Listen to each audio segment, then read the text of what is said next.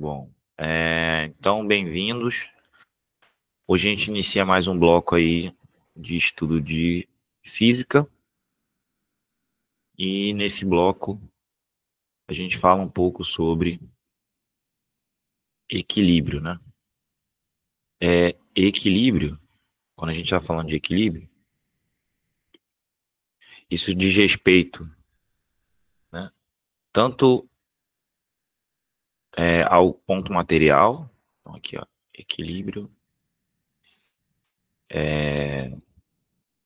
eu vou botar entre parênteses aqui, tanto do ponto material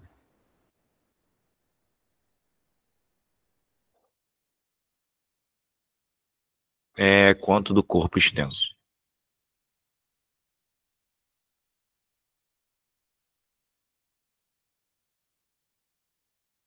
Tá, então a gente vai começar a trabalhar aqui. Deixa eu ajeitar o microfone aqui.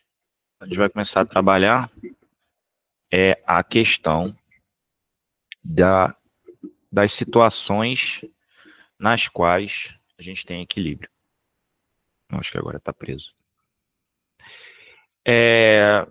Bom, e por isso que a gente começa com ponto material. Embora a gente já tenha falado, né, sobre a ideia de equilíbrio lá atrás, quando eu falei sobre as leis de Newton, né, a gente vai agora retomar sobre um ponto de vista um pouco diferente. Então, a ideia é retomar essa ideia, né? O ponto central é retomar a ideia original, dando uma repaginada para poder juntar com a ideia de leis de Newton. Bom, então a primeira coisa é que para haver equilíbrio, né, a condição necessária para que haja equilíbrio, vou botar assim, ó, para que haja, isso seja no ponto material ou no corpo extenso, então para que haja equilíbrio,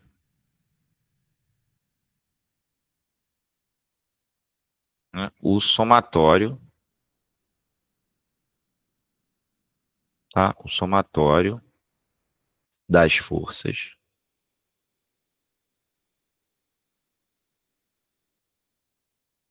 deve ser igual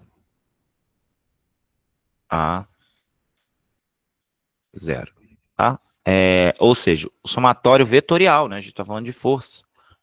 Então, o somatório vetorial deve ser igual a zero. Aqui, ó. Estou falando aqui do somatório vetorial. Tá? Então, basicamente, quando a gente está falando de força, a gente está falando quando a gente está falando de somatório de forças, a gente está falando de um somatório diferente de um somatório algébrico e que, nesse caso, ser igual a zero significa que tem que respeitar algumas características.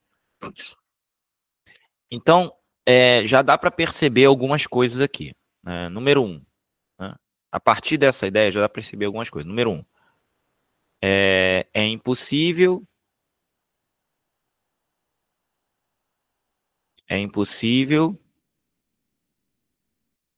ter equilíbrio,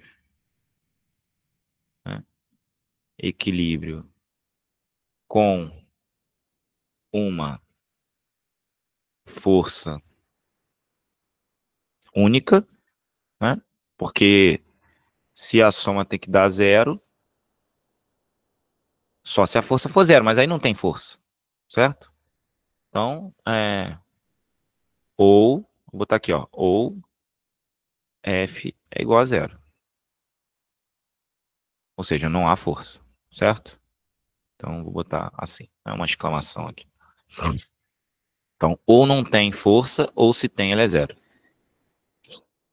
2. Isso a gente comentou lá atrás. 2. Se houver duas forças atuando, se houver duas forças atuando, Para que haja equilíbrio, né, elas devem ter mesmo módulo,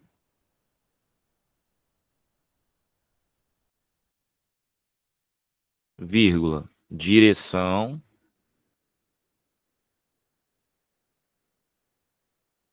vírgula, aí vou botar essa observação de vermelho, mais sentidos, eu vou chegar um pouquinho para baixo, contrários, né? E aí eu falei isso quando eu falei sobre força resultante lá quando a gente estudava lei de Newton.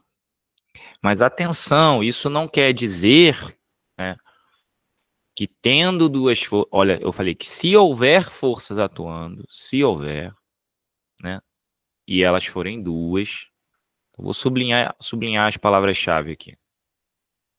Se houver duas forças atuando, elas devem ter mesmo módulo, direção, mas sentidos contrários. Para que haja equilíbrio, obviamente, né?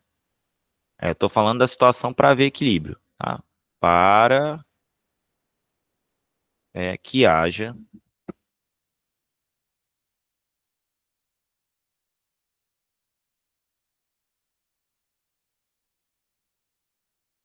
equilíbrio, beleza? Então, se houver equilíbrio e houver duas forças, então vai acontecer isso. Mas ter duas forças não é suficiente. É aqui que entra a diferença entre o ponto material e o corpo extenso. Por quê? Se você tem, né, duas forças atuando sobre um ponto material, então vamos pensar aqui um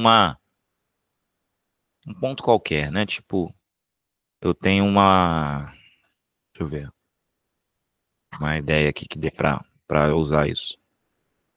Uma bolinha bem pequena, né? Pensar numa bolinha bem pequena. E essa bolinha, ela tá sobre um plano.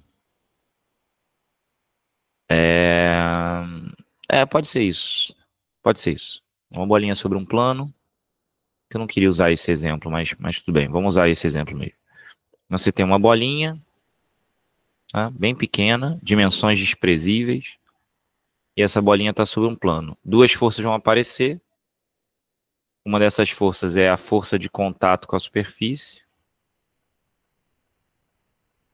Né?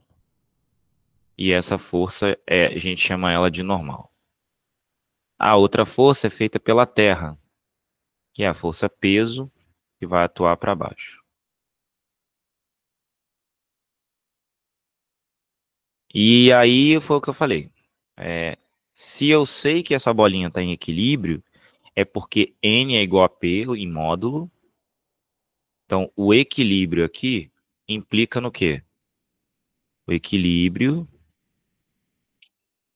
implica, né, em módulo de N igual a módulo de P. Obrigatoriamente.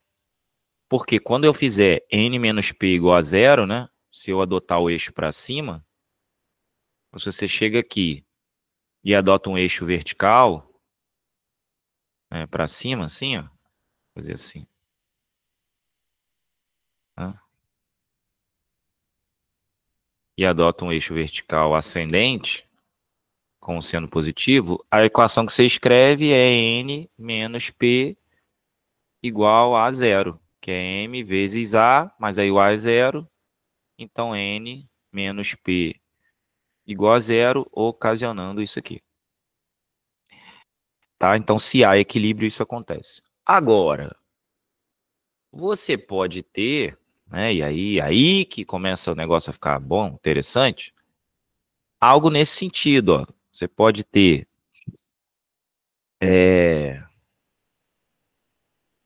um objeto assim, ó. Deixa eu pegar aqui esse cantinho que eu acho que já é suficiente. Uma barra, ó.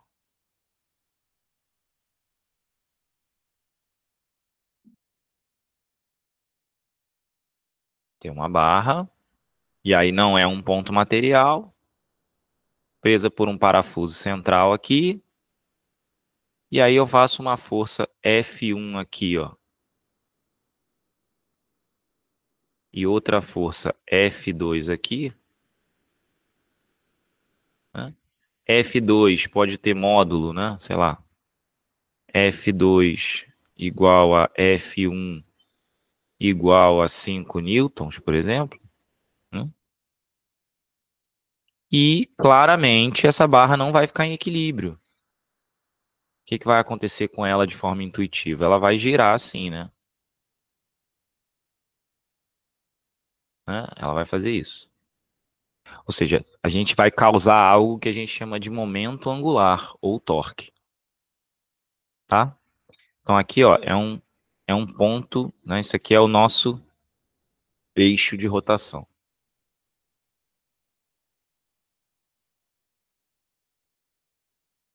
Beleza? Então, não é porque eu tenho duas forças iguais em sentido contrário, iguais em módulo, mas em sentidos contrários, que o objeto vai ficar em equilíbrio. Se for um ponto material, ok.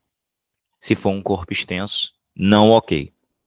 Vai depender de uma coisa chamada ponto de aplicação. Então, se eu pegar a mesma figura agora, se eu pegar a mesma figura e adaptar ela para uma outra realidade, então vou pegar a mesma figura e vou adaptar para a seguinte realidade. Vou pegar o mesmo ponto aqui do meio, só que agora eu vou aplicar uma força aqui, ó, de 10 newton. Vou aplicar outra aqui na mesma ponta para baixo com 10 newton. Aí agora sim. Ou seja, como ponto de aplicação, né? Que é a extremidade aqui da barra, tirando a espessura, obviamente, né? Então aqui está o eixo de rotação e aquela coisa toda, né? Se você desconsidera a espessura, que ela não vai fazer diferença, obviamente, você percebe que aqui vai haver equilíbrio. Então, se eu quiser completar a informação anterior, né, aqui, ó, se houver duas forças atuando no mesmo ponto, para que haja equilíbrio, ela deve ter mesmo módulo de direção em sentido contrário. Então, atuando no mesmo ponto, sim. Só duas forças abertas, não. E por isso que eu escrevi assim, para provocar essa reflexão. Tá? Mas você já sabe o porquê. E aí, com três forças, né, vai acontecer o seguinte. Tá? Então, se eu tiver três forças, então para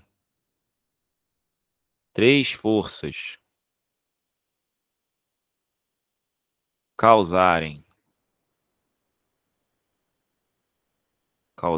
equilíbrio,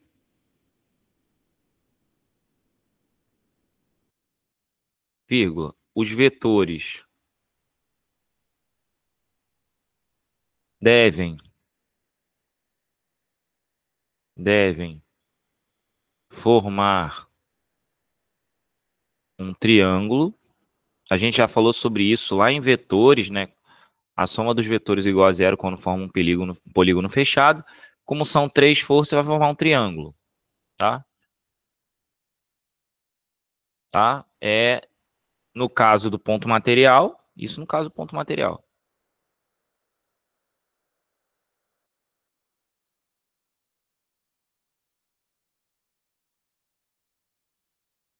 Certo? Ponto material.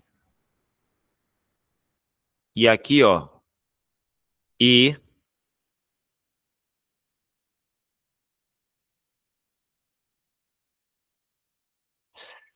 suas linhas suportes devem se cruzar em um único ponto. Por exemplo, vou te dar um exemplo aqui simples. Exemplo simples.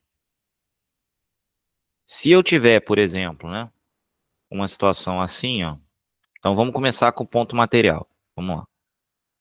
Ponto material. E agora vai ficar bem mais fácil de dar um exemplo mais complexo, né, em termos de figura, porém com visualização intuitiva mais simples em termos de teoria. Então vamos pensar assim, ó. Tem uma parede aqui, tem outra parede aqui. Do lado esquerdo aqui, ó, tem um fio. Do lado direito tem outro fio. E aqui embaixo tem outro fio.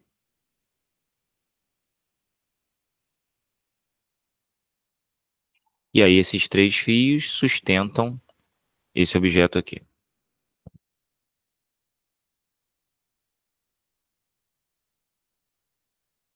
O que acontece nessa situação? Esse ponto de encontro aqui, ó, dos 3 fios, está sujeito à ação de 3 forças. Se esse ponto está em equilíbrio, certamente a força sobre o fio marrom, essa força aqui, a força sobre o fio laranja, eu vou fazer a seta já, essa daqui, só para deixar bem evidente aqui que é uma força, né, ó. Sobre o fio laranja, essa aqui. E a força sobre o fio roxo, essa aqui, devem formar um triângulo. Então, essa força e essa força devem formar um triângulo. O que quer dizer que se eu tirar esses 3 vetores daqui, pegar o vetor laranja, vou tentar pegar na mesma direção, né, para ficar bem evidente o que eu quero dizer. O roxo e o marrom, né, o roxo aqui, ó, e o marrom, acho que tá meio assim, né? Deixa eu mais inclinado assim. Porque o marrom, o roxo não teve espaço, né? Mas a ideia é ser essa daqui, ó.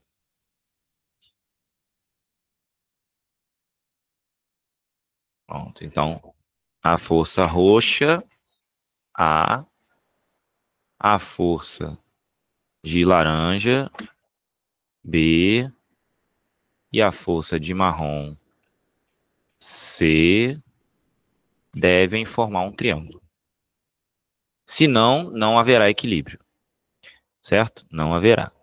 O que quer dizer, automaticamente, que o ângulo entre o roxo, o marrom e o amarelo, que é esse ângulo alfa, ó, esse ângulo alfa vai aparecer aqui, ó. Vai aparecer aqui, alfa, que o ângulo entre né, o laranja e o roxo, né, vai aparecer aqui, ó, que é esse ângulo aqui, ó, certo? Esse ângulo aqui, vamos chamar esse aqui de θ, então esse aqui vai ser θ. E, obviamente, o ângulo entre o roxo e o marrom, que vai aparecer aqui, beta, vai aparecer aqui, ó, beta, certo? Então, essa figura vai se transformar nessa, tá? E esses 3 pontos aqui serão pontos de apoio importantes. E aí, muitas vezes, nos enunciados, eles colocam alfa como sendo 90, ou beta, ou θ, mas normalmente é o alfa. Normalmente, esse ângulo aqui é 90. Quando isso acontece, né, o vetor A tem um módulo que é a hipotenusa, B e C catetos, faz um Pitágoras e acabou. E aí você consegue calcular as 3 trações. TA, TB, né? Essa aqui seria uma tração TA, que eu chamei de A, né? Mas enfim, é só para ilustrar a ideia. Tá? Aqui seria A, né? B e C. A aqui, né? Aqui a gente chamou de B. E aqui a gente chamou de C. Pronto. Isso para o ponto material, né? Esse ponto que aparece aqui. Agora, e quando eu tenho um corpo extenso? O que tem que acontecer? Aí eu vou dar outro exemplo. Vou usar aqui o cantinho aqui para dar um exemplo. Vamos supor que você tem uma superfície assim, ó, curva, tá? Tipo uma semicircunferência, um buraco assim. E nesse buraco, digamos que você tem ali dentro uma barra, assim, apoiada dessa maneira, ó. E aí você abriu lá a prova da IAR, e aí essa prova da IAR está perguntando assim, onde essas forças, como essas forças devem estar posicionadas para que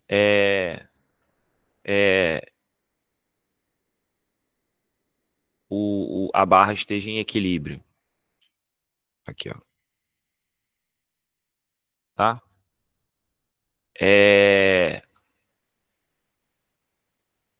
O que eu tenho que fazer para descobrir, né? Sim. O que eu tenho que fazer para descobrir onde essas forças estão? Eu vou usar isso aqui. As suas linhas suportes, né? Suas linhas suportes devem se cruzar em um único ponto. E quais são as linhas suportes das forças? Número 1, peso. Então vamos lá. O peso vai atuar num ponto, digamos que é o ponto médio, tá? Pode ser em qualquer lugar, mas vamos supor que é no ponto médio e eu já vou falar sobre isso. Vamos supor que o peso dessa barrinha se encontra no ponto médio aqui. Ok. Então o peso certamente vai estar posicionado assim.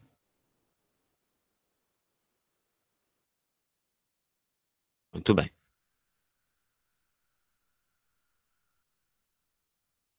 Ok. Então eu vou desenhar uma linha suporte aqui, ó, para essa força. Aí agora eu não sei, por exemplo, né, como estão as forças dos pontos extremos da barra. Esse ponto e esse ponto. Mas independente de como estejam, certamente eles vão ter que se cruzar numa posição assim, ó, em que, tá vendo? Em que os três se cruzem em um único ponto. Então esse ponto aqui, ó, de cima, vai ser o ponto de encontro, vamos chamar de P, no qual as forças na extremidade A, na extremidade B, né, e o peso se cruzam. Então aqui, ó, vamos chamar de NA, que é a normal no ponto A. Vamos chamar aqui de normal não, né? Eu não vou nem chamar de normal para não causar confusão, porque não é anormal. Quer dizer, não é que não é anormal. Eu posso chamar do que eu quiser, mas porque normal já é um nome reservado. Vamos chamar de FA. Pronto. É a força de contato no ponto A. Aqui é a força de contato no ponto B. Porque se eu chamar de normal, aí a pessoa vai querer colocar ela perpendicular e não necessariamente não necessariamente essa daqui é a normal, né? Essa é a força de contato. Então, com certeza, essas três forças vão se cruzar naquele ponto. E isso seria algo que, se você nunca viu, você não saberia como posicionar, tá? Então, isso sempre acontece quando você tem três forças, tá bom? Então, tendo três forças, é isso que você vai fazer. Bom, aí agora, para eu saber aquilo que eu falei, do peso, né? Eu vou botar o peso aqui, inclusive, que eu não dei nome, né? Vamos chamar aqui de P. Esse P do ponto P, tá? Vamos chamar de P0, né? Para ficar diferente. P0. Aqui eu vou chamar de P, que é do peso. Então esse P não tem nada a ver com aquele lá, tá? Isso aqui é o ponto P0. Muito bem. Como que eu sei onde posicionar o peso? Então agora a gente vai entrar na questão dos corpos extensos. Uma das coisas que a gente precisa saber sobre os corpos extensos é o que a gente chama de centro de massa. O que é o centro de massa? É um ponto onde você pode concentrar toda a massa do objeto. Então, aqui, ó, ponto onde podemos concentrar, tá? Concentrar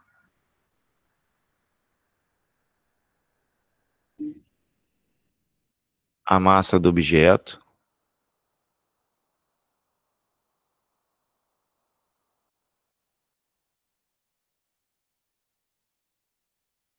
tá?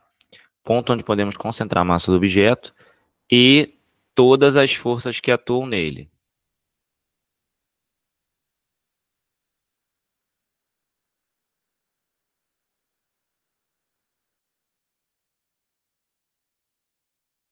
Então, se eu souber, né, onde está o centro de massa, basta eu aplicar a força lá, beleza?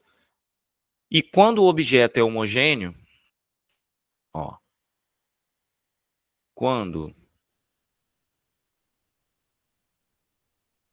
o objeto é homogêneo, ou seja, eu tenho uma barra feita toda do mesmo material, né? Eu não tenho algo do tipo, essa barra aqui, por exemplo, né? Essa barra aqui, eu não falei nada, então eu supus que ela foi feita toda do mesmo material, mas eu podia ter uma barra feita pedaço de madeira, um pedaço de aço, aí não é homogêneo. Ou o aço não tem a mesma densidade dos dois lados, não é homogêneo. Ou, por exemplo, uma raquete, né? Se tiver uma raquete, que é um formato assim, né? Ela não vai ser totalmente homogênea.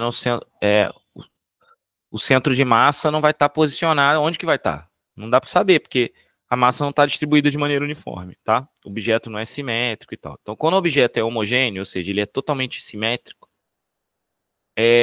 o centro de massa coincide com o centro geométrico. Então, ó, eu vou chamar de CM, tá?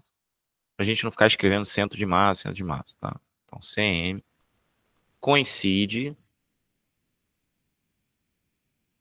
com o centro geométrico. Por isso que eu posso colocar o peso no centro ali.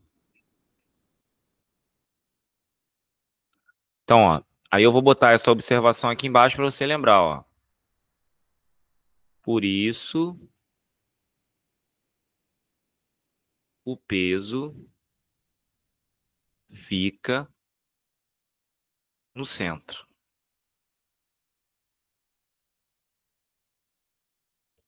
Ok? Então, o peso fica no centro por causa disso. Então, eu considerei que esse objeto ele era uniforme.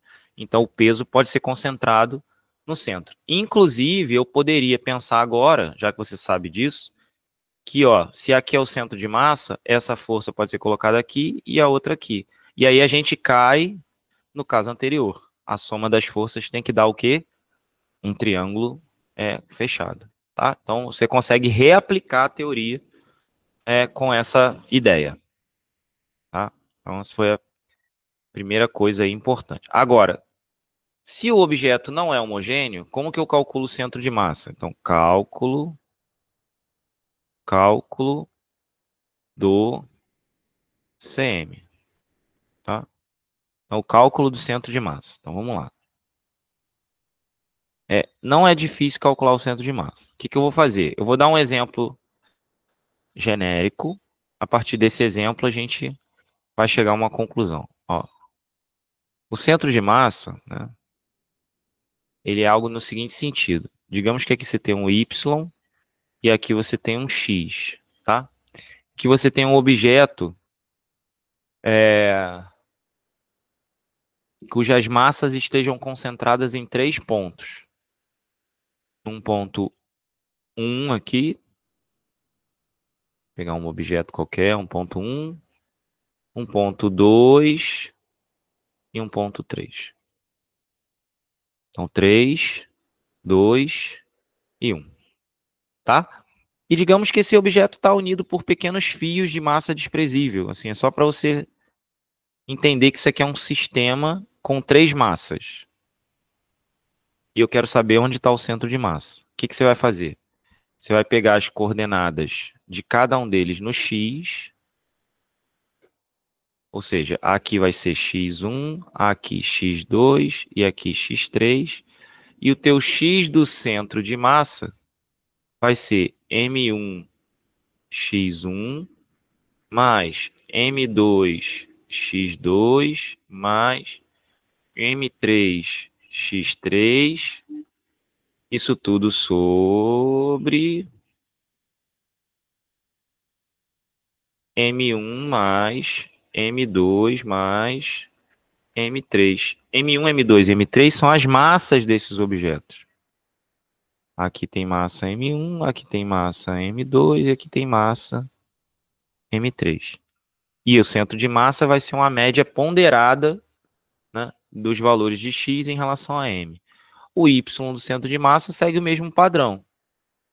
Então, o Y do centro de massa vai ser M1, Y1 mais M2, Y2 mais M3, Y3 sobre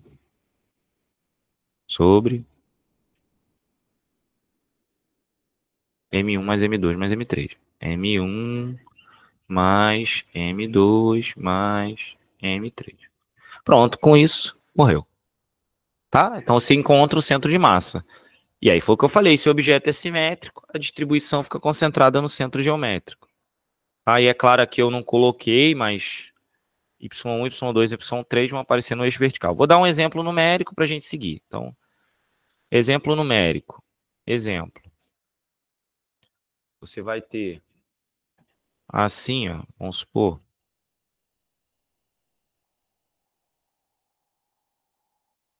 E aí eu vou fazer com dois objetos, só para ficar claro, né, o que eu quero dizer. Ó, para a gente também não perder muito tempo. Então, digamos que você tem um objeto aqui de massa M1, e esse M1 é 4 quilos, por exemplo. Eu vou só chamar de M1. E aqui você tem um objeto, sei lá, M2, 6 quilos. Então, M1, 4 quilos, M2, 6 quilos. Tá? Aí, digamos que as coordenadas de M1 aparece aqui e aqui. E de M2, aqui e aqui. Aqui, digamos que é, sei lá, 2, e aqui 2, digamos que aqui é 6, e aqui 4. E eu quero encontrar o centro de massa. Aí eu vou fazer x do centro de massa. Vai ser M1, né, que é 4, vezes x1, que é 2, mais M2, que é 6, vezes x2, que é 6, sobre 4 mais 6. Então, eu vou ter 8 mais 36 sobre 10. 8 mais 36, 44. 4,4. Então, aqui está o 2, aqui está o 6, o 4 estaria no meio. O 4,4 vai estar um pouquinho para frente, assim. Está aqui, assim. Esse é o X do centro de massa. 4,4. Agora vamos para o Y do centro de massa. Vou pegar um azul claro aqui, ó. Y do centro de massa.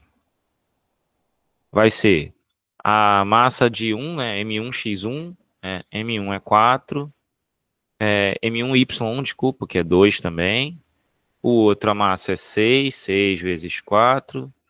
E aqui embaixo é 6 mais 4. Ou 4 mais 6 dá no mesmo. Em cima vai dar 8 mais 24 sobre 10. 32 sobre 10. 3,2. Então, eu vou voltar aqui, ó, 3,2. O 3 está bem no meio aqui, então vai estar um pouquinho para cima. Pronto. Então, o centro de massa vai estar nesse ponto. Como são apenas dois objetos, o centro de massa tem que estar na linha que une os objetos, com certeza. Tá? Vai acontecer isso. Beleza? Então, aqui vai estar o centro de massa numa posição que é 4,4, 3,2. E aí você acha o centro de massa. E aí faz todas as contas que você tem que fazer, enfim, você consegue achar tudo que você precisa. Bom, então isso vai determinar aí algumas coisas importantes para a gente, né? Só vamos recapitular aqui. Primeira coisa, para alguém estar em equilíbrio, o somatório das forças tem que ser zero, né? Já falamos sobre isso, somatório igual a zero. Como a única força é impossível ter equilíbrio, a não ser que ela seja zero. Se forem duas forças, mesmo módulo de direção em sentidos contrários para haver equilíbrio do ponto material. Se for um corpo extenso, pode não haver equilíbrio, porque pode causar rotação, né? Em vez de simplesmente equilibrar. Com três forças, os vetores formam um triângulo, no caso o ponto material, e no caso ser um corpo extenso, as linhas suporte, ou seja, as retas paralelas aos vetores, devem se cruzar num único ponto, tá? E aí eu dei o exemplo do centro de massa dessa barra estando no meio. O centro de massa é o ponto onde a gente concentra a massa do objeto e todas as forças que atuam nele, sendo que quando ele é homogêneo, ou seja, basicamente ele tem as mesmas características em todos os seus pontos, o centro de massa coincide com o centro geométrico, né? Aí eu falei que se tiver um formato estranho fica complicado. Mas a gente pode calcular aí, enfim, o centro de massa. Naquele caso da raquete, que eu dei o exemplo, se a raquete é circular, isso já caiu, inclusive, uma vez. Você tem um círculo. No centro do círculo está o centro de massa da parte do círculo.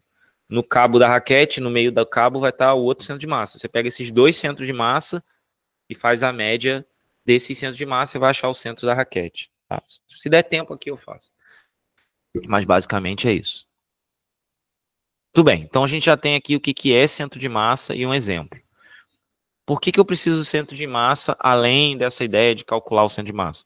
Para a gente definir os tipos de equilíbrio. Então, tipos de equilíbrio.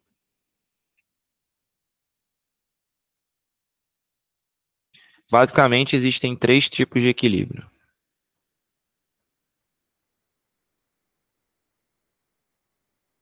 O equilíbrio estável, o equilíbrio instável e o equilíbrio indiferente. Eu vou começar com o ponto material, depois a gente vai para o corpo extenso. Estável. Como que vai acontecer o equilíbrio estável quando for um ponto material? Pensa nisso aqui, ó. Você tendo, né, uma canaleta em forma de U, se você coloca uma bolinha aqui embaixo, aqui, ó, e afasta ela do ponto de equilíbrio, né? Deixa eu fazer essa setinha de outra cor. Ó, e você afasta ela do ponto de equilíbrio, o que vai acontecer? A tendência é ela voltar para o ponto de equilíbrio. Então, isso é um equilíbrio estável. Sai do ponto de equilíbrio e volta. O que é o instável? É quando é o contrário. É quando você tem uma situação assim. E aí essa bolinha ela tá aqui em cima em equilíbrio. Se você chegar e tirar ela dessa posição, ela não volta mais. Ela vai embora.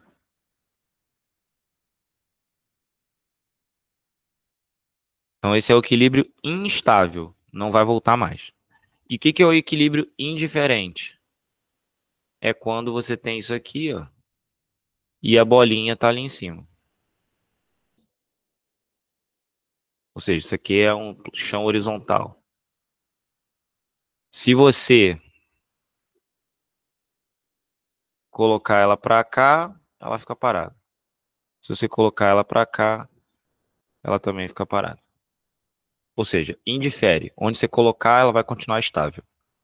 Certo? Então, esses são os três tipos de equilíbrio: estável, instável e indiferente.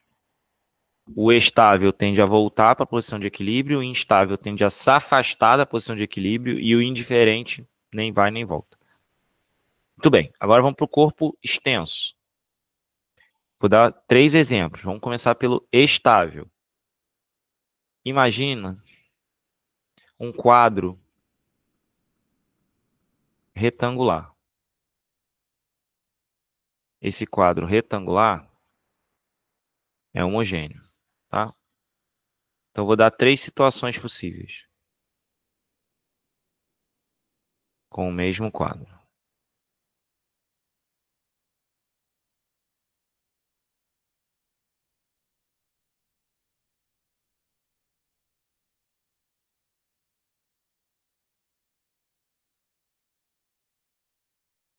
Pronto. Como ele é homogêneo, então vamos escrever aqui, homogêneo. Material homogêneo. O que que eu vou ter? Se eu desenhar as diagonais, então vou desenhar as 2 diagonais aqui, ó. Essa é uma diagonal, essa é outra diagonal. Essa é uma diagonal, essa é outra diagonal. Essa é uma diagonal, essa é outra diagonal. O centro de massa dele vai estar posicionado aqui, né?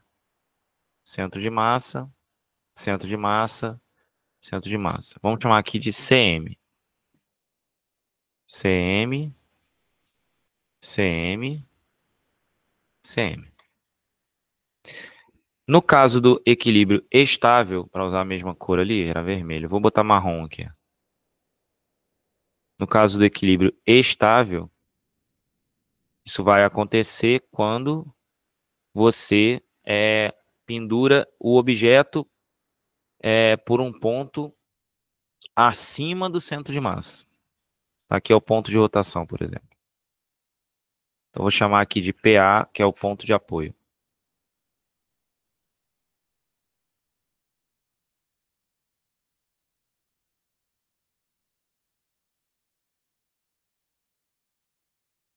Repare, se eu tirar esse objeto, né? Então, vou desenhar aqui uma linha vertical. Se eu tirar esse objeto dessa direção aqui, ó,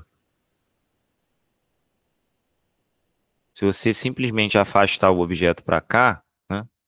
Se você afastar ele para cá ou para cá, né? O que vai acontecer é que ele, né, vai tender a voltar para o centro. Por exemplo, vou tentar fazer um desenho aqui bem simples para a gente só entender a ideia. Ó, se você afastar ele para cá assim, ó, digamos que você pegue e afaste ele assim. Então, você girou ele para a esquerda. O ponto de apoio é aquele ali, né? Onde a gente desenhou ali. Se eu consigo desenhar um pouco melhor. Pronto. Assim. Você girou ele assim.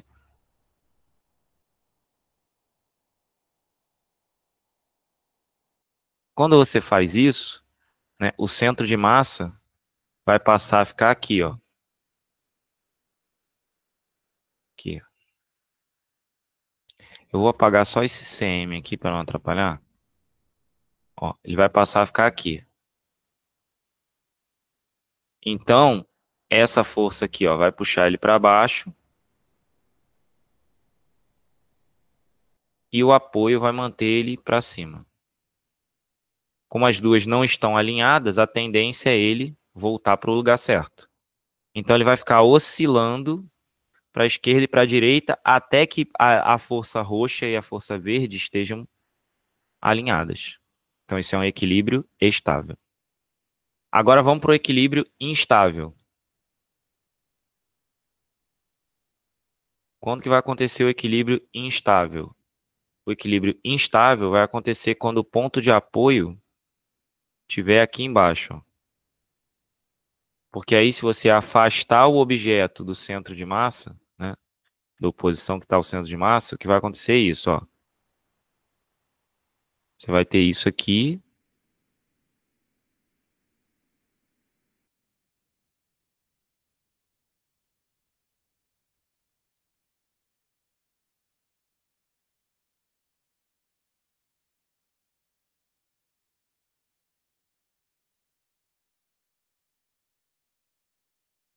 Tentar fazer um pouquinho melhor aqui.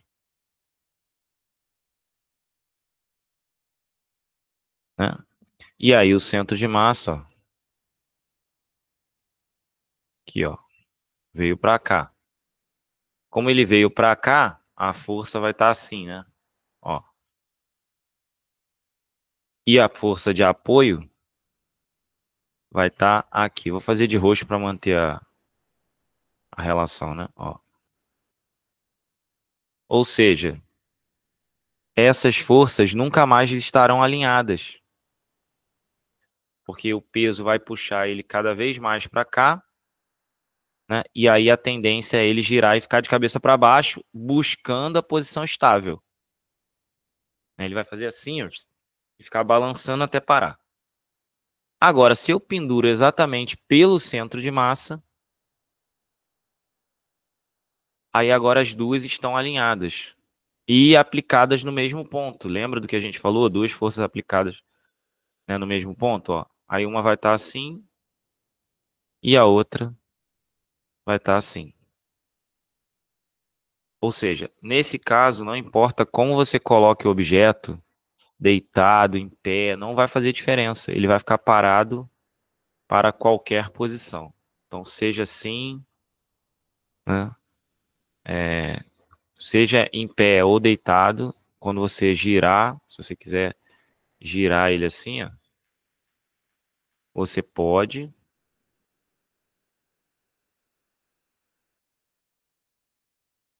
Assim. E ele vai continuar parado. Não vai mudar. Então, esse aqui é o indiferente.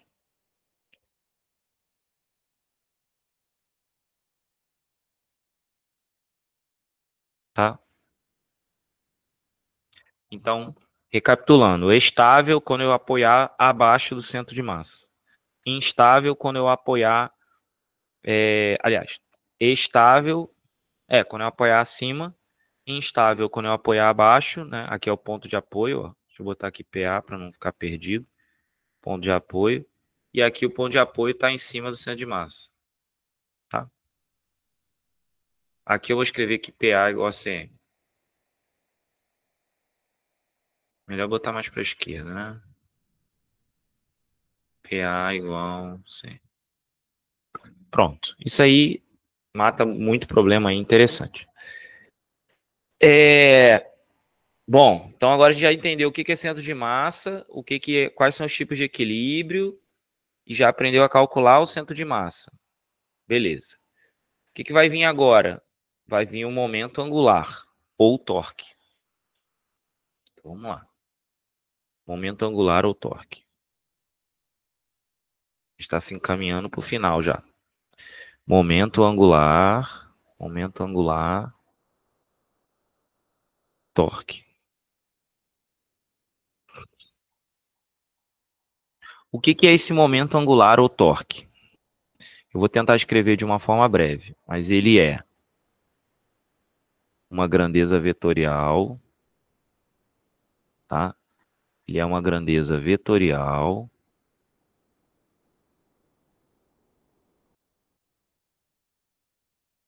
que corresponde ao produto vetorial. Eu vou explicar como você vai fazer. Produto vetorial do vetor força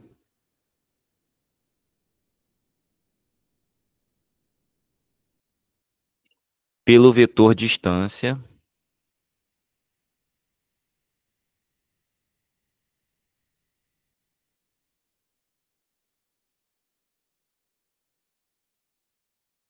do ponto de aplicação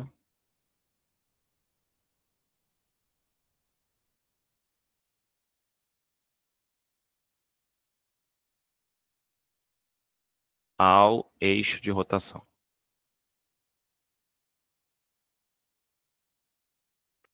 Eu vou dar alguns exemplos, aí fica claro, né? Porque assim, a definição é meio complicada. Tá. Então, a mesma ideia que a gente usava lá no campo vetorial, no campo magnético, para encontrar para onde estava a força magnética, regra da mão direita, eu posso usar agora para dizer para onde está o torque. Mas basicamente é o seguinte, ó. Digamos que você tem uma barra, tá? Eu vou fazer um desenho primeiro em 2 dimensões, depois em 3. Então você tem uma barra e essa barra ela está apoiada aqui. Tá? Aqui tá o ponto de rotação. Aqui está o ponto de rotação.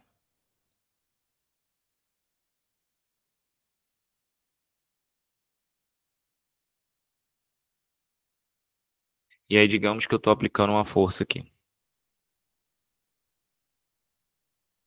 Tá? Com um ângulo qualquer. Mas aí eu vou, só para facilitar, eu vou considerar que o ângulo aqui é 90. Aqui é uma força F.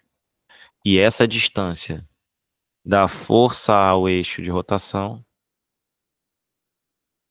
é D. Então, o torque, ou momento angular, eu vou chamar de T. Normalmente eu gosto de chamar de M, tá? Quer dizer, o momento angular de F, vamos fazer assim, ó. Momento angular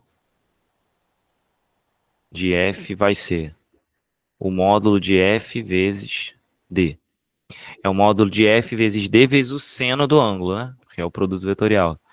Só que aí, como o ângulo é 90, o seno de 90 é 1, fica F vezes D. Então, o momento é F vezes D. F tem que estar na perpendicular. E D é a distância na perpendicular da linha que dá suporte a F. Ou seja, D é a distância dessa linha na perpendicular até o ponto que passa pelo eixo de rotação. Até o ponto, ó. Até a linha que passa pelo eixo de rotação. Que é essa linha aqui, ó. Né, no caso. Agora vamos olhar em perspectiva. Para tentar entender como aparece o torque. Em perspectiva, vamos supor que isso aqui fosse um eixo assim, ó, em 3 dimensões. Eu tivesse para lá para trás o Y, para cá o X, tá? Só para ficar claro aqui, ó. Aqui é o X, para cá para trás é o Y, para cá para cima é o Z. A nossa barra está posicionada assim. Deixa eu fazer de azul para ficar condizente com a figura. Nossa barra está posicionada assim. É essa barra que você vê aqui, né? Só que aqui eu não pintei ela, mas seria algo assim. Essa barrinha, ela tá aqui, tá? Aí para ficar bem claro, eu vou botar os eixos aqui nessa figura também. Aqui é como se fosse o Z, subindo. Aqui é o Z. Para a direita é o X. Para a direita é o X. E indo lá para trás é o Y. Tá vendo? O Y está indo lá para trás. A força F está sendo aplicada aqui, ó, nessa ponta. Força F está sendo aplicada nessa ponta. Abaixo do eixo X. Certo? E o vetor distância, né? O vetor distância, ele tá do eixo de rotação, ele tá indo em direção ao X, só que ao longo eu vou fazer de verde também para ficar igual. Aliás, o F então eu vou fazer de laranja, só para ficar igual também. Para ficar o mais parecido possível. Ó, aqui tá o nosso F. E o D, que eu fiz de verde, vou fazer de verde, seria isso aqui. Seria esse vetor aqui.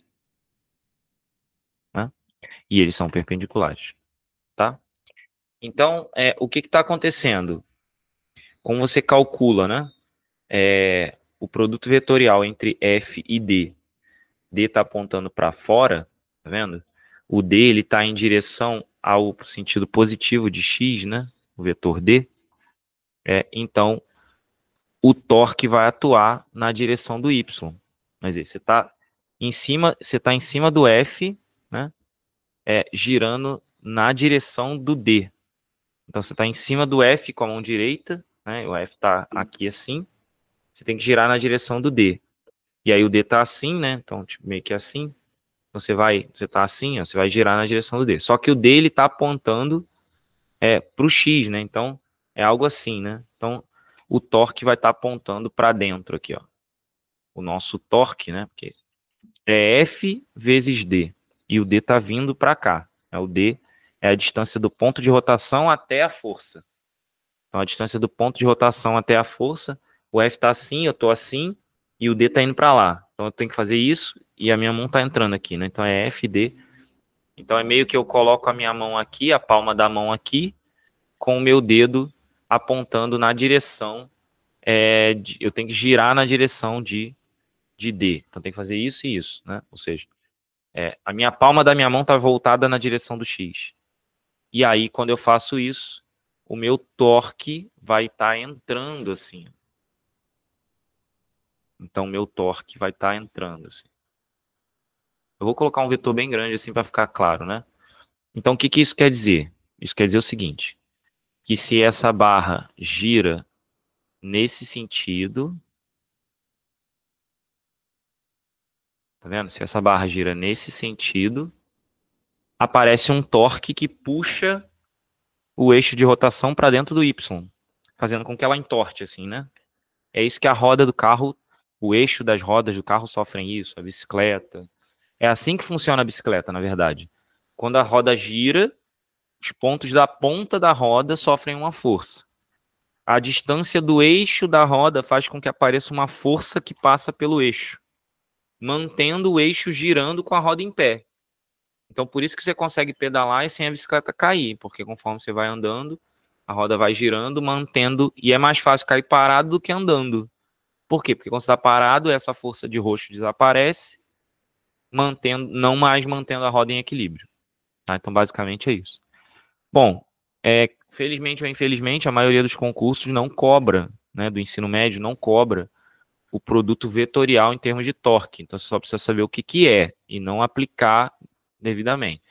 Só precisa saber o que é. Então, se souber isso aqui, já está muito bom. M igual a F vezes D. E aí, normalmente, o que cai? Cai em problemas muito simples. E aí, antes de entrar nesses problemas muito simples, eu preciso explicar por que esses problemas simples aparecem. Eles aparecem pelo seguinte: agora, como eu tenho um corpo extenso, para ele ficar em equilíbrio, eu preciso de três, três, três não, dois pré-requisitos. Então, para um corpo extenso estar em equilíbrio, então, ó, corpo extenso. Corpo extenso. Para ele estar em equilíbrio, tem que acontecer o seguinte. Número 1. O somatório de todas as forças, tanto no eixo X quanto no eixo Y, tem que dar zero. Ou seja, a força resultante tem que ser igual a zero, tá? Que é o somatório vetorial, beleza? Todas as forças no eixo X, no eixo Y tem que dar zero, então a força resultante tem que ser nula. Então, somando todas as forças no eixo X e no eixo Y, tem que dar zero. Segunda coisa, o somatório dos momentos das forças tem que dar zero. Aí aqui é só o valor escalar, tá? Então é a soma dos valores escalares. Soma dos módulos, né? Deve dar zero, tá? Eu vou dar um exemplo e aí fica claro. Pronto, vamos lá. Então, corpo extenso para ele estar em equilíbrio. Vamos a um exemplo prático, né? Para a gente poder completar toda essa teoria. Vamos a um exemplo prático. Digamos que você tenha, né, um objeto assim, ó. Um objeto assim. Eu vou dar um exemplo mais simples primeiro, depois, né, enfim, acho que esse exemplo já comporta bastante coisa. Mas, deixa eu ver. Vou dar esse exemplo mesmo, acho melhor. Vamos pegar um exemplo assim, ó.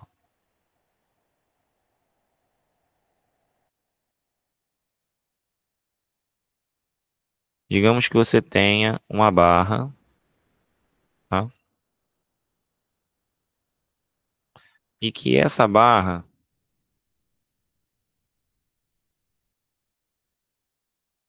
ela é... Acho que eu vou fazer o seguinte. Você tem uma barra, que essa barra, ela é homogênea, beleza? Então, isso aqui é uma barra homogênea. Isso é uma barra homogênea. E que essa barra homogênea tem massa de 2 quilos. Vamos dizer que o comprimento dela seja de 6 metros. Só para ela ter bastante divisores, assim, né? 6 metros. E que ela esteja apoiada em 2 pontos de apoio, né? Um aqui, em 2 pontos de apoio. Deixa eu fazer esse ponto de apoio de outra cor. Azul. Um ponto de apoio aqui e outro ponto de apoio bem aqui. Tá? 2 pontos de apoio. Vamos chamar esse ponto de apoio de A e esse ponto de apoio de B. Beleza? Então tem 2 pontos de apoio, A e B. E aí, vamos supor que aqui, ó, aqui é o ponto médio, né? Vamos supor que essa distância aqui do ponto médio, ó, peraí, opa, droga. Vamos fazer assim. Vamos dizer que isso aqui é 1 metro, tá? Isso aqui é 1 metro.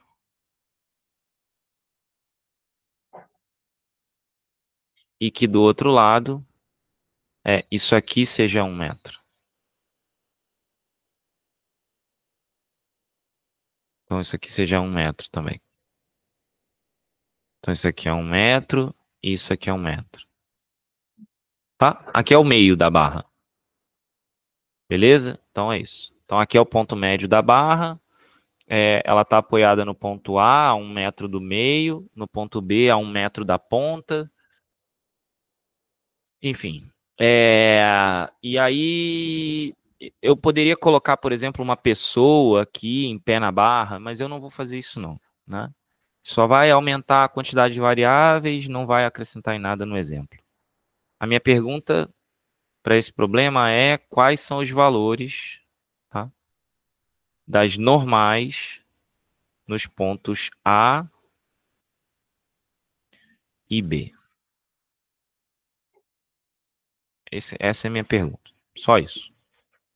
Aí G é igual a 10 metros por segundo, né? Aquela coisa toda que a gente já sabe. 10 metros por segundo ao quadrado, né? Aí eu já tenho a massa da barra, ela é homogênea, aquela coisa toda, tá? Então vamos lá. Como que eu faço para resolver esse problema? Eu vou fazer o seguinte, ó. Quais são os pré-requisitos para essa barra estar em equilíbrio? O somatório das forças tem que dar zero. Então, o somatório das forças ao longo do eixo X tem que dar zero. E o somatório das forças ao longo do eixo Y tem que dar zero. Não há forças ao longo do eixo X, porque só há forças verticais. E quais são as forças verticais que aparecem? O peso da própria barra, que está aqui, né? Eu falei que ali era o ponto médio. O peso da própria barra. A normal no ponto A, que eu vou fazer de laranja. A normal no ponto A, que eu vou fazer de laranja. E vou chamar de NA. Eu só não coloquei ali atravessando para não atrapalhar, tá? E a normal no ponto B, que eu vou fazer de azul claro.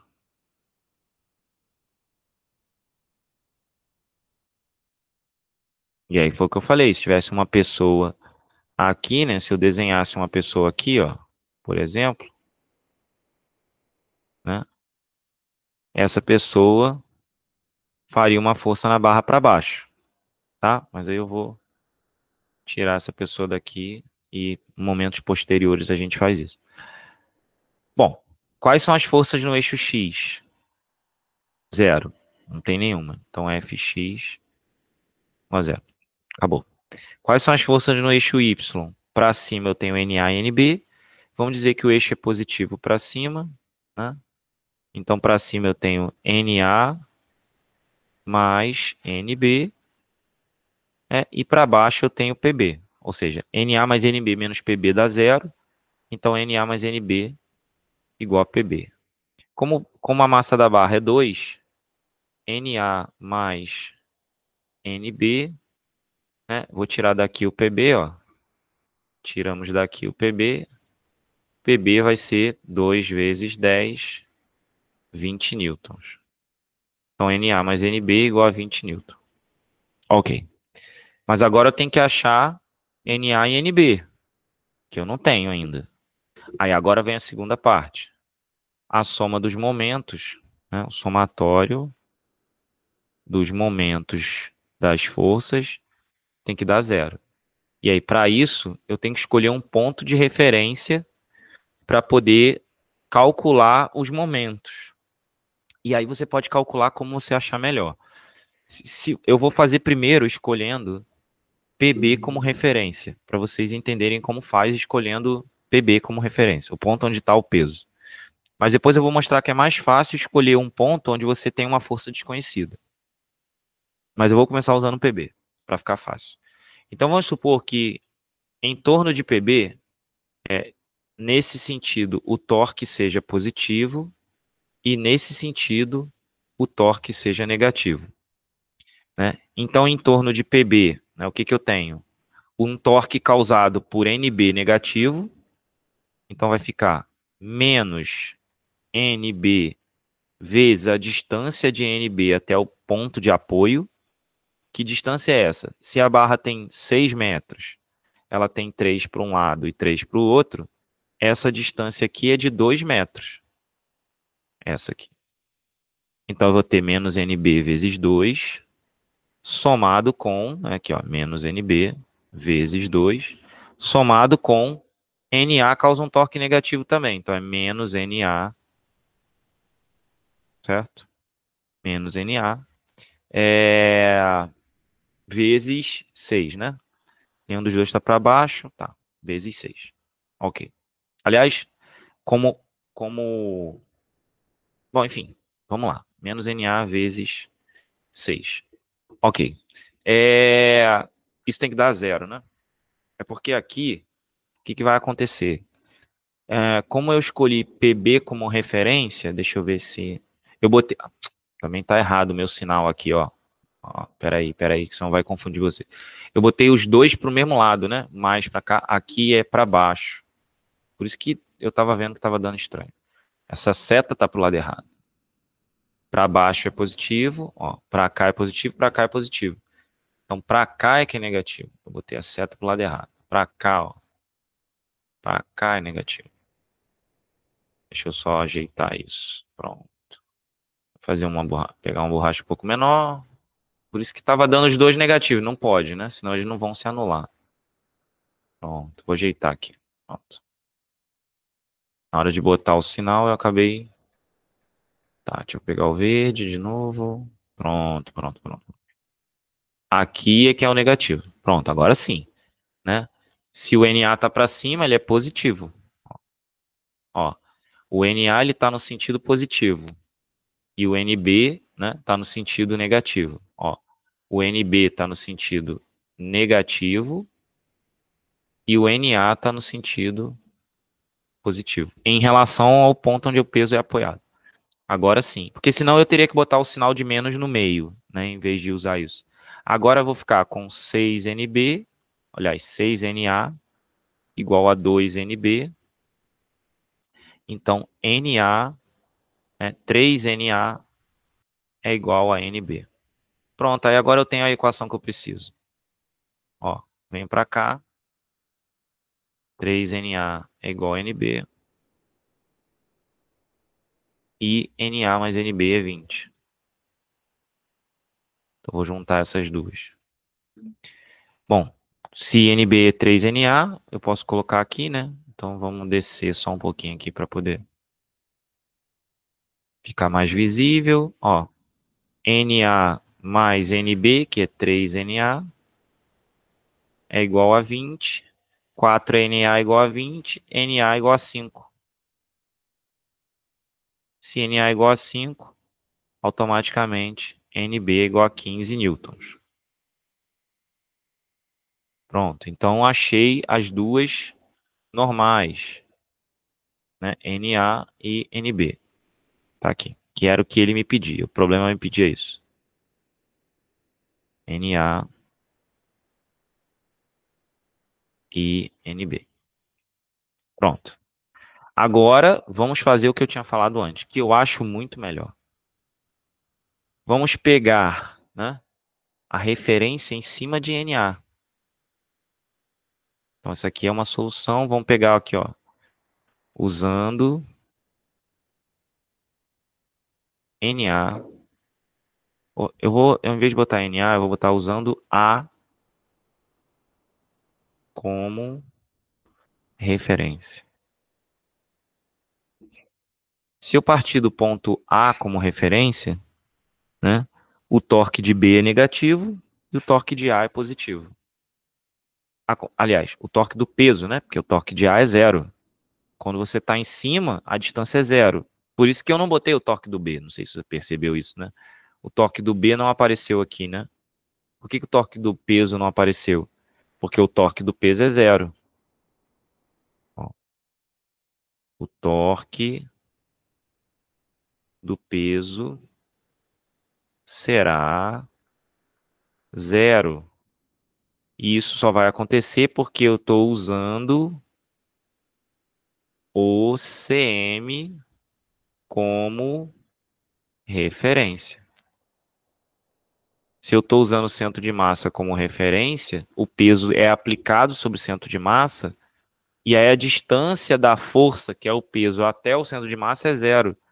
E como o torque é força vezes distância, se D é igual a zero, o momento daquela força é zero. Então, por isso que vale a pena escolher, né, o ponto onde a força está sendo aplicada como referência para eliminar o torque dela. Então, se eu escolho A como referência, o torque de N saiu fora. Quem ficou foi o torque de NB e o torque de P. O torque de P é positivo, vale 1 vezes PB. Então, vai ficar o torque de peso vai ser PB vezes 1, isso somado, né, o do peso é positivo? É. Com o torque de NB, que nesse caso agora é negativo, né? Então, menos NB vezes 3, tá vendo aqui, ó?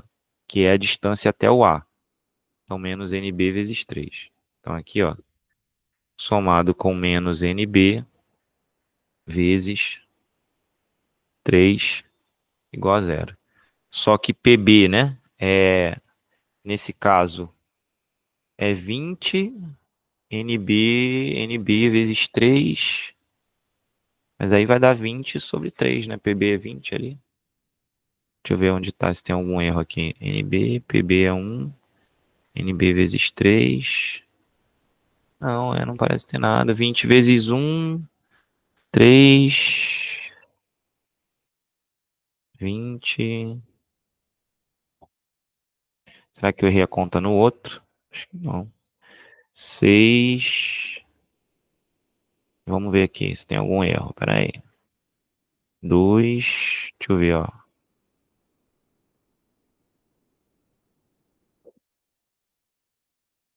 Ah, tava errado aqui, ó. Caramba, vacilei aqui. Eu botei aqui 6, né? Olha só. Não é 6 a distância. Ó, a distância aqui, ó. NB é 2. NA é 1 aqui, ó. NA é 1. Aqui que tá errado. Fiz a conta errada aqui. Eu vi esse 6 aqui, ó. E achei que esse 6 era a distância. Mas na verdade a distância é 1. A distância está aqui embaixo, ó. Tem que ser a distância do ponto de apoio. Então vamos corrigir aqui, porque é o outro que tá certo. Ó, aqui é NA vezes 1. Vou corrigir aqui. Então vai ficar 1 NA igual a 2 NB Então, aqui vai ficar 1Na igual a 2NB. Vamos corrigir aqui em cima, ó. Cadê? 1Na igual... De onde estava a equação? Aqui, ó. 1Na igual a 2NB. Então, vai ficar 3NB igual a 20. 3NB igual a 20. Vou apagar aqui. 3NB igual a 20. Então, NB vai ser 20 sobre 3 newtons. E aí, Na, obviamente, é o dobro, 40 terços. Então, agora eu posso apagar isso aqui. Pronto. Aí fica claro aqui, ó. Vai ficar Na igual a 40 terços de N. Pronto, de Newton. Pronto, agora sim. E aí no outro vai bater agora. Ó. Porque olha aqui, ó. PB vezes 1, NB vezes 3, ó. Ó, PB vezes 1, NB vezes 3. Quando você jogar aqui, você vai ter PB igual a 3, né? NB. NB, então, vai ser o peso da barra, que é 20, dividido por 3 Newton, que foi o que eu achei aqui. E aí, obviamente, voltando, aí eu vou voltar aqui na equação, vou descobrir que Na, né, vai ser igual a 40 terços de Newton. Pronto. Então, embora tenha havido essa confusão na conta, né, eu acho que fica claro que se você calcular o torque, né,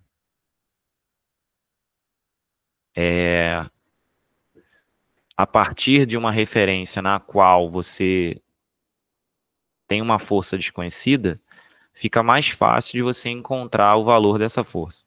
Eu vou dar só mais um exemplo, já que teve esse problema da conta, para não ficar um troço meio solto, vamos fazer mais um exemplo.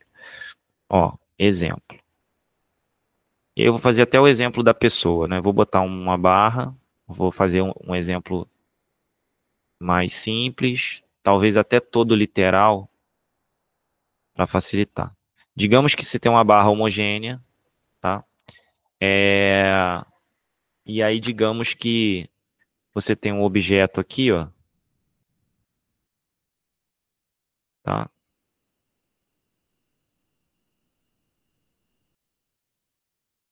Essa barra está apoiada pelo meio dela.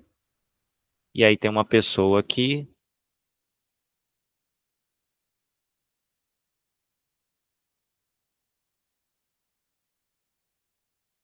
E aí, digamos que a distância da pessoa até o centro da barra é A. E a pessoa e a distância do objeto até aqui na barra é B, tá? Aí digamos que o comprimento da barra é L. Enfim, eu quero saber qual é a relação. A massa da pessoa é M maiúsculo, a massa do objeto é M minúsculo. Eu quero saber qual é a relação entre A e B para que a barra fique em equilíbrio. Só isso. E você pode perguntar qual é a reação. Eu quero então a reação aqui, ó. Quero saber qual é essa força aqui, Na, né? E quero saber a normal no apoio e quero saber qual é a relação entre A e B para que a barra fique em equilíbrio. Se a barra vai ficar em equilíbrio, vamos dizer que o torque para cá é positivo e que o torque para cá é negativo. O torque causado pela pessoa vai ser M, que é a massa dela, vezes G, vezes a distância até o ponto de apoio, que é A. O torque causado pelo outro objeto é M, vezes G, que é o peso do objeto, vezes a distância, que é B. Então, a relação entre A e B, vou cortar o G. Vou cortar o G. Vai ficar A dividido por B, tem que me dar a massa de uma sobre a massa do outro. Ou seja, Quanto mais distante, menor deve ser a massa. Quanto mais próximo, maior deve ser a massa. A relação está invertida, tá vendo? A sobre B, Mzinho sobre Mzão. Por quê? O cara que está distante, ele apresenta um torque maior. Então, o A tem que ser menor e o B maior para acontecer. Embora na figura está ao contrário, é essa que é a situação. Muito bem, então já achei a relação entre A e B. Bastava isso. Que era a primeira pergunta. A segunda pergunta era qual era a normal no apoio. Eu vou desconsiderar o peso da barra. Tá? Vou desconsiderar o peso da barra. Vou dizer que o peso da barra é desprezível. Mas eu vou colocar na conta no começo só para você ver a influência. O que aconteceria? Para baixo aqui você tem o peso da barra. Aqui faltou uma setinha. Então eu teria, né, sobre a barra, a força que esse objeto faz. Vamos chamar de PO, que é o peso do objeto. A força que essa pessoa faz, vamos chamar de P, que é o peso da pessoa. Então eu teria PO mais PP, né, que é o peso da pessoa, mais PB, que é o peso da barra, igual a NA. Pronto. Aí o peso do objeto é mg, o peso da pessoa mzão g, né? O peso da barra eu considerei zero, e isso é igual a NA.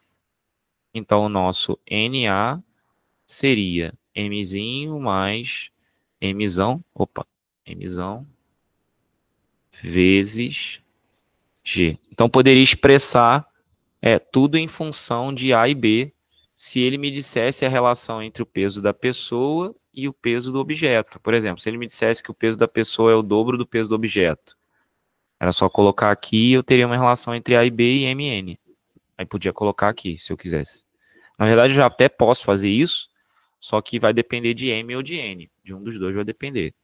E isso aí, nesse caso aqui, ó, eu tô, cuidado aqui só para não confundir, né? Eu tô considerando consideração, né? Não é que o peso da barra é sempre zero. Consideração. Tá? Bom, então é isso. Só recapitulando aqui, para a gente não se perder, né? Eu falei aí sobre, hoje, né? Sobre o equilíbrio do ponto material do corpo extenso, das condições para haver equilíbrio, né? O somatório das forças tem que ser zero, isso independe de ser ponto material ou corpo extenso. É impossível ter equilíbrio com uma força só. Se houver duas forças, tem que atuar na mesma direção, mas em sentidos opostos. E se for corpo extenso, precisa que eles estejam aplicados no mesmo ponto para que não haja rotação. Com três forças, se for ponto material, vão formar um triângulo, né? A gente fez isso aqui, ó. E se não for, se for um corpo extenso, tem que passar no mesmo ponto. Centro de massa é onde se concentra a massa toda do objeto. E você pode aplicar todas as forças lá. Quando ele é homogêneo, isso coincide com o centro geométrico. Tá? Cálculo do centro de massa. Você vai fazer isso aqui, né? Tanto para X quanto para Y. Depois de calcular cada um, você pode aplicar todas as forças no centro de massa. Aí dei um exemplo, falei dos tipos de equilíbrio, instável, estável e indiferente, e mostrei como fazer quando é um objeto, ponto material, ou quando for um corpo extenso. Falei do momento angular, que é o produto vetorial. O momento angular é uma grandeza vetorial. Tá? Então, para encontrar aí, eu preciso saber para onde está o vetor. Mas, como eu falei, felizmente, muitas vezes isso não é cobrado, apenas o módulo. E o módulo é força vezes distância. A força é o valor da força que está aplicando. E a distância é a distância do eixo de rotação quando visto na perpendicular. Então, tanto a força quanto a distância tem que estar uma em perpendicular com a outra. Pois se não tiver, vou ter que projetar uma parte da força para essa força ficar perpendicular. E aí eu calculo essa força em relação à distância. Então é importante isso aí. Aí para o corpo extenso estar em equilíbrio tem que haver duas condições. A soma das forças tem que dar zero. E a segunda condição é que a soma dos momentos... acho que eu botei aqui, né, já. A soma dos módulos dos momentos tem que dar zero. Tá? E aí, se você fizer isso, ok. Aí dei esse exemplo, acabou que a conta ali, dei umas vaciladas aqui com a conta, mas a ideia geral era aquela mesma. E depois dei mais um exemplo aqui mostrando uma forma mais simples, sem o sinal, né? Só para a gente retomar a ideia. E aqui a única coisa que eu fiz foi, em vez de igualar a zero, já passei para o outro lado, que aí o sinal fica positivo. Porque se você fosse escrever desde o início, seria MGA menos Mzinho GB igual a zero. Isso seria o somatório dos momentos igual a zero, né? Vai ficar assim. E aí, quando você juntar tudo, vai dar isso. Essa seria a relação entre as massas, e esse aqui seria a normal no ponto de apoio, desconsiderando o peso da barra, que nem sempre acontece, mas na maioria dos casos desse tipo, é o que acontece. A dica principal aqui é dar sinal aos torques, aos momentos. Eu sempre costumo colocar no sentido do relógio positivo, no sentido contrário do relógio negativo, e sempre escolher ponto de apoio ou um dos pontos de apoio, né, como referência, porque o torque para aquele ponto de apoio é zero. Isso aí já ajuda para caramba e diminui consideravelmente o trabalho. Beleza? Então o primeiro bloco está feito. Eu vou encerrar o primeiro bloco. A gente vai voltar falando de hidrostática, onde eu vou falar sobre empuxo, princípio de Stevin, princípio de Pascal, prensa hidráulica, enfim, entre outras coisas. E a gente completa mais uma parte de estática aí dentro de mecânica. Valeu?